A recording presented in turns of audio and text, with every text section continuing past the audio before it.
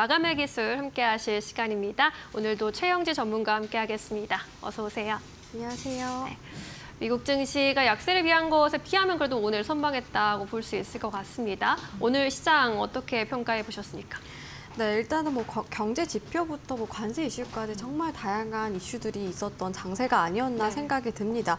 코스피와 코스닥의 경우 좀 다른 움직임을 보였었죠. 그런 만큼 어떻게 대응을 해 나가야 될지 궁금해하시는 분들 정말 많이 계실 것 같습니다. 일단 경제 지표부터 간단하게 짚고서 넘어가 보도록 할게요. 미국에서 밤사이에 생산자 물가지수가 발표가 됐습니다. 이번에 2월의 생산자 물가지수의 경우에는 전월 대비 0% 상승을 했고요. 예상치인 0.3%를 밑도는 수치를 기록을 했습니다. 그리고 에너지와 식료품을 제외한 근원 PPI의 경우에는 0.1% 감소하면서 전망치인 0.3%를 밑도는 수치를 기록을 했는데요. 이렇듯 생산자 물가지수도 이번에 둔화하는 움직임이 나타났다라고 볼 수가 있습니다. 이번에 생산자 물가지수도 소비자 물가지수도 같이 둔화하는 움직임을 보였었는데 생산자 물가지수의 경우에는 도매 물가라고 불리는 이제 일정 시차를 두고 최종 소비재를 결정하는 부분이기 때문에 소비자 물가의 선행 지표라고도 생각하시면 될 것 같습니다. 그래서 향후에 소비자 물가 지수도 둔화될 가능성이 높다라고 판단을 하고 있고요. 그리고 또 목요일이면은 신규 실업 수당 청구 건수가 발표가 되는데 이것 또한 22만 건으로 기록하게 되면서 전주보다 2천 건 감소를 했고요. 이렇게 경제 지표는 지금 상황에서는 조금 긍정적이게 나와주고 있는 상황입니다.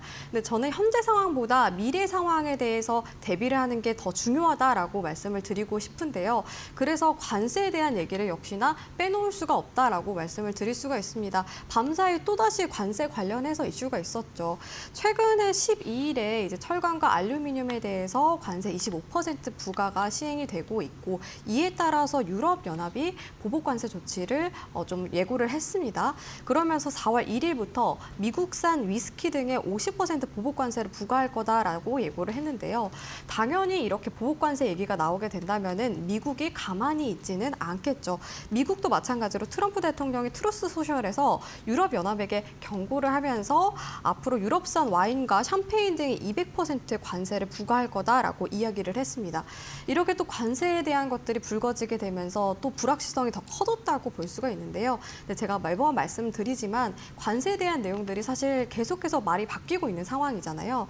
그런 만큼 시장에 주는 영향력은 점차 줄어들 거라고 생각을 하고 있습니다. 하지만 관세 부과 시 그 이후의 물가 지수라던가 경제 지표 변동에 대한 것들을 더 우리는 주목을 해서 대응을 해 나가야 된다라고 말씀을 드리고 싶어요. 그래서 이런 부분들 참고하셨으면 좋을 것 같고요. 우리나라의 경우 오늘 수출입 물가 지수가 발표가 됐습니다. 이렇게 경제 지표들이 많이 나오고 있는 상황인데 오늘 우리나라 수출입 물가 지수의 경우 수입 물가가 5달 만에 감소하는 수치를 기록을 하게 됐습니다. 143.95를 기록을 하게 되면서 전년과 대비를 했을 때는 4.6% 증가를 했지만 전월 대비 마이너스 0.8% 감소한 수치를 기록을 했습니다. 아무래도 2월 들어서 유가가 하락세를 보였고 환율도 조금은 잡힌 시점에서 이렇게 수출입 물가가 감소하는 추세로 전환이 됐다라고 보고 있습니다. 수출입 물가의 경우에는 향후 소비자 물가 지수에 반영이 되는 부분이기 때문에 더욱더 참고하셨으면 좋을 것 같고요. 현 시점보다는 이제 관세 부과 이후 물가 지수 변동성에 대한 부분들 그런 부분들 대응해 나가면서 좀 보수적이게 접근하는 게 좋지 않을까라고 전략까지 말씀을 드리도록 하겠습니다. 네, 오늘 코스닥이 강한 탄력 보여준 하루였습니다. 업종별로 봤을 때 전기, 장비, 소프트웨어, 반도체 장비 쪽 강했고요. 제약 쪽도 오늘 빨간불 켰습니다. 이번 주도 쉽지 않은 시장이었는데요. 다음 주 전략도 세밀하게 세워보도록 하겠습니다. 전문가님 계속 이제 보수적으로 대응하자라고 좀 강조를 해주고 계시는데 다음 주에는 어떤 점 바라보면서 전략 세워보는 게 좋겠습니까? 네, 역시나 경제 지표에 대해서 주목을 해보는 게 어떨까라고 말씀을 드리고 싶습니다. 그래서 다음 주 전반적인 좀 내용들을 말씀을 드릴까 하는데요. 일단 첫 번째로 우리가 주목을 해봐야 될 게 월요일 밤에 발표되는 미국의 2월 소매 판매입니다. 소매 판매의 경우에는 이제 소비자들이 상품을 구매하는 최종 단계라고 보시면 될 것 같은데요. 예를 들면은 온라인 쇼핑이라던가 백화점 등에서 상품을 판매하는 활동을 의미합니다. 그래서 이게 감소를 하게 되면은 그만큼 지출이 줄어들었다라고 볼 수 수가 있고 올라가게 되면은 지출이 늘어났다라고 생각하시면 될 것 같은데요. 제가 왜 소매 판매에 집중을 하셨으면 좋겠다라고 말씀을 드리냐면 PCE 지수에 있어서 굉장히 중요한 게 소매 판매이기 때문입니다. 그뿐만이 아니라 미국의 GDP의 경우 70% 정도가 소매 판매에서 영향을 받는다라고 볼 수가 있는데요. 그래서 소매 판매가 감소를 하게 되면은 향후 GDP 성장률도 둔화가 될 수 있어서 이런 부분들 때문에 꼭 확인을 하셨으면 좋겠다라고 말씀을 드리는 겁니다. 일단은 소매 판매의 경우 이번에 1월 달까지는 발표가 됐는데 소매 판매가 7,239억 달러 기록을 했습니다. 전월 대비 0.9% 감소한 수치를 기록을 했고요. 지난해 12월의 경우 소매 판매 증가율은 0.7%로 집계가 됐습니다. 1월 들어서 감소 추세로 전환이 됐다라고 생각하시면 될 것 같은데요. 이렇게 감소폭이 나온 것은 2023년 3월 이후 1년 10개월 만에 최저치라고 볼 수가 있습니다. 그만큼 지금 지출이 많이 줄어들고 있는 추세이고 이게 나중에 GDP에 반영이 되면은 GDP 성장률 또한 둔화될 가능성이 높다라고 판단을 할 수가 있겠죠. 그래서 다음 주 월요일에 발표되는 소매 판매 발표에 주목을 해보셨으면 좋겠고요. 그리고 다음 주에 정말 큰 이슈가 한 가지 있습니다. 바로 미국의 FOMC 회의가 열리게 되는데요. 현지 시간으로 18일에서 19일에 열리게 됩니다. 아무래도 금리 결정에 있어서 굉장히 주목을 많이 하고 있는 상황입니다. 금리의 경우 사실 지금 상황에서는 인하가 되면은 조금 더 긍정적일 수가 있는데 왜냐하면 은행에 있는 돈을 주식시장으로 넘길 수가 있고 이뿐만이 아니라 기업 측면에서 대출 금리가 내려가게 되면은 자금 조달에 굉장히 긍정적일 수가 있습니다. 하지만 이번에 3월에는 금리 동결 가능성이 높은데요. 왜냐하면 트럼프 행정부가 아직 관세에 대해서 좀 명확하게 내놓은 것들이 많지 않은 상황이고 단계적으로 관세 부과가 시행이 되고 있는 만큼 파월 의장 측에서는 조금 신중하게 금리를 결정을 해야 된다라고 이야기를 하고 있습니다. 저 또한 이번에 동결 가능성이 높다라고 판단을 하고 있고 다만 이제 회의에서 향후 금리가 인하되는 추세일지 아니면 동결이 되는 추세일지 그 향후 전망에 대한 부분들을 우리가 확인해야 된다라고 생각을 하고 있습니다. 일단은 한 1년 정도 올해 한 2회 정도 인하될 가능성이 높다라고 판단을 하고 있는데 이제 금리 우리나라의 경우 이제 올해 들어서 금리를 인하를 했었죠. 그래서 미국과 우리나라 금리가 좀 차이가 큰 만큼 우리나라 원화 가치가 좀 떨어지고 있고 원달러 환율이 올라가고 있는 상황입니다. 이런 부분들까지도 영향을 줄 가능성이 높기 때문에 다음 주에 이제 소매 판매를 비롯해서 FOMC 회의 금리 결정, 향후 전망에 대한 부분들 이런 것들 참고를 하시면서 전략을 세워 나가셨으면 좋겠습니다.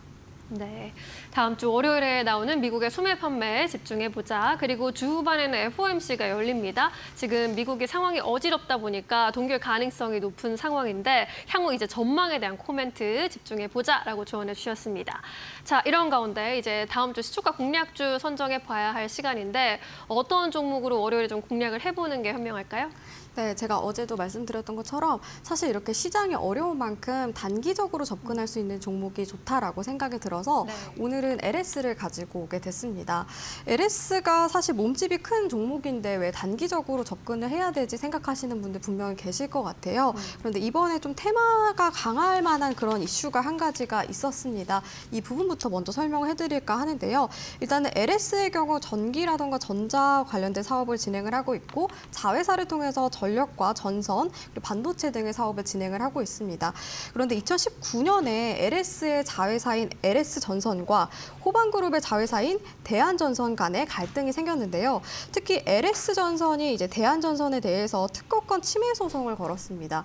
그래서 최근에 2심이 발표가 됐는데 15억 배상과 제품 폐기에 대한 것들이 결과가 발표가 됐습니다. 근데 아직까지는 소송이 마무리가 되지 않아서 조금 더 지켜봐야 되겠지만 이런 것들이 좀 시장에서 많이 부각이 됐었는데 그런데 여기에서 호반그룹이 최근에 LS의 지분을 3% 미만 정도 매입을 했다라는 이슈가 들려왔습니다.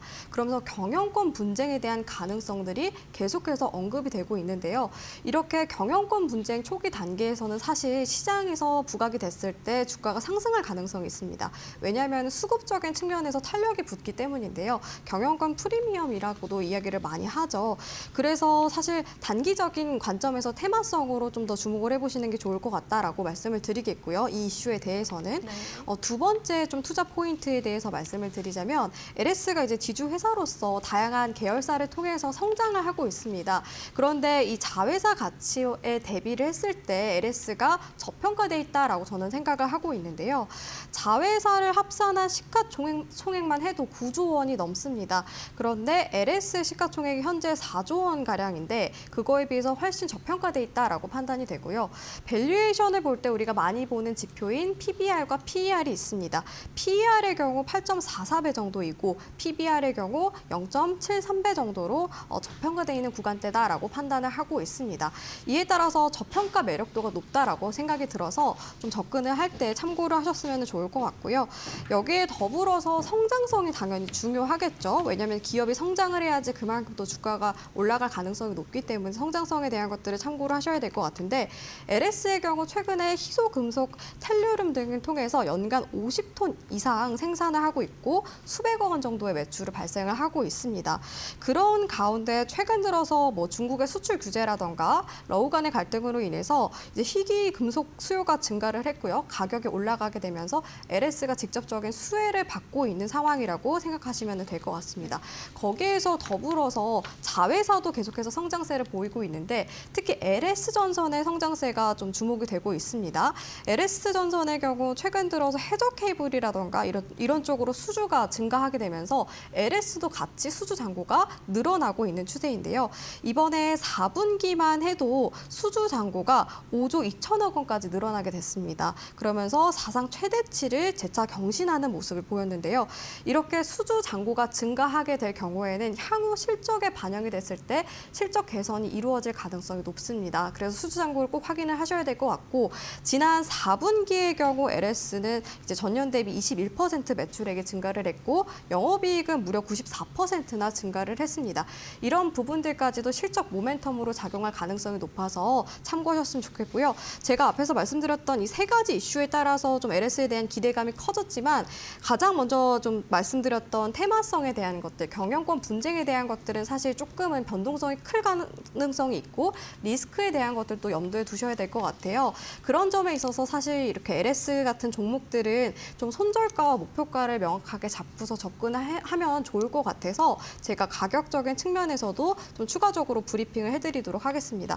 일단 LS의 경우 오늘 13만 원대로 마감을 했습니다. 경영권 분쟁에 대해서 좀 시장에서 부각이 되면서 상승 탄력을 보이는 모습이었는데 일봉상으로 먼저 보도록 할게요. 일봉상으로 봤을 때 제가 좋아하는 자리인데 이동평균선 골든크로스가 발생을 했습니다. 5일선이 중장기 이동평균선을 돌파하게 되면서 골든크로스가 발생이 됐고요. 거기에다가 거래량까지 급증을 했습니다. 오늘 이렇게 매물대 12만 원대 구간대를 딛고서 상승 탄력을 보이면서 갭상승으로 마감을 했어요. 지금 관점에서 약간의 눌림목이 나와줬을 때 좀 타점을 잡아보는 게 좋겠다라고 생각을 하고 있고요.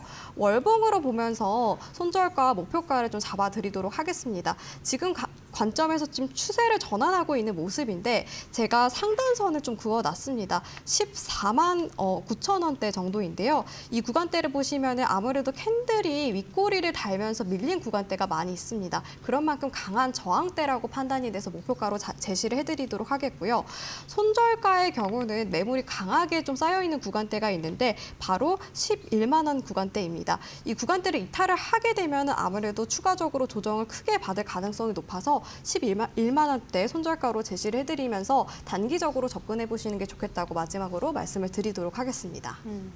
LS가 이제 후반 그룹이 지분을 매입했다라는 소식에 상승세를 타기 시작했고 지금 뉴스가 계속 나오고 있는 경영권 분쟁 이슈에 대해서는 단기적 관점으로 좀 바라보는 게 좋겠다라는 의견이십니다. 이 밖에도 좀 PBR, PER 모두 저평가 구간대인데다가 4분기 실적도 양호했는데 앞으로의 실적 개선 기대감도 있다라는 입장 얘기해 주셨고요. 단기적으로 봤을 때 목표가 14만 9천 원, 손절가 11만 원으로 대응해 보도록 하겠습니다. 오늘은 여기까지 이야기 나누겠습니다. 수고하셨습니다.